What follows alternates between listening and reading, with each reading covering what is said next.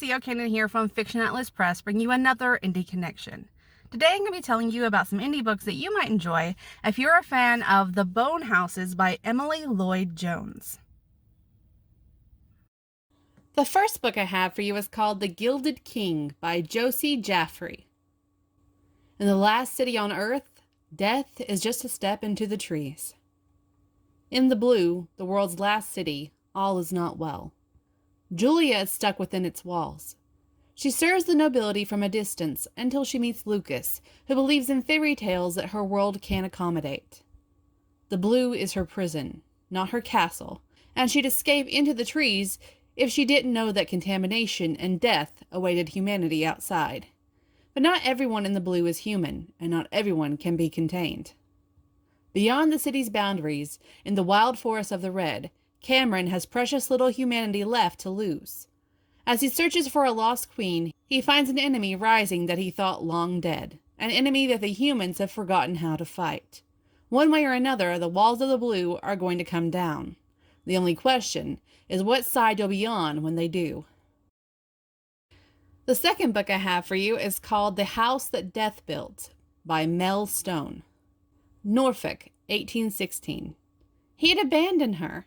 For the sensible and independent Joy Horton, the simple note from her new husband Arthur saying he was heading to his ancestral home and might be back in a few weeks was enough to put her into an outrage. Determined to make him explain his sudden departure, she follows him to the tumble-down estate of Ironwood. But the warm welcome she expected is nothing like the anger her previously loving husband greets her with instead. He demands she leave at once, but Joy isn't leaving without answers. As more of Ironwood's past is revealed, Joy starts to fear that Arthur is not what he seems. The longer they stay, the more erratic his behavior becomes. With no one on the estate willing to answer her questions, Joy digs deeper into the forbidden halls of Ironwood to discover the truth. Unknowingly, Joy is unraveling a history of death that is about to repeat itself. The third book I have for you is called The Caretakers by Eliza Maxwell. Filmmaker Tessa Shepard helped free a man she believed was wrongly imprisoned for murder. When he kills again, Tessa's life is upended. She's reeling with guilt, her reputation destroyed. Worse, Tessa's mother has unexpectedly passed away, and her sister Margaret turns on her after tensions from their past escalate. Hounded by a bullying press, Tessa needs an escape. That's when she learns of a strange inheritance bequeathed by her mother, a derelict and isolated estate known as Fallbrook. It seems like the perfect refuge. A crumbling monument to a gruesome history, the mansion has been abandoned by all but two elderly sisters retained as caretakers. They are also guardians of all its mysteries. As the house starts revealing its dark secrets, Tessa must face her fears and right the wrongs of her past to save herself and her relationship with Margaret.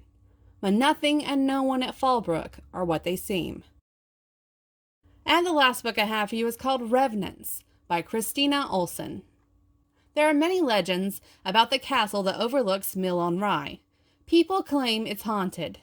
They say that the king and his court died during the plague and never left.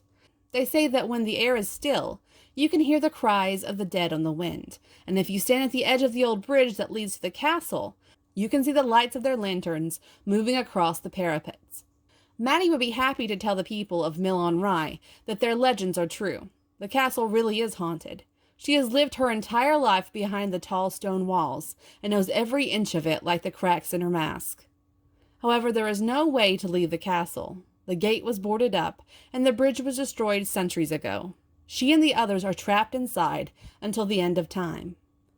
And then one day, Maddie discovers a body in her father's workshop, and she realizes that maybe there might be a way out. But is the world ready for the Undying Ones? And are the Undying Ones ready for the world? Okay, that's all for me this week. I'll see you next week on the Indie Connection. Bye!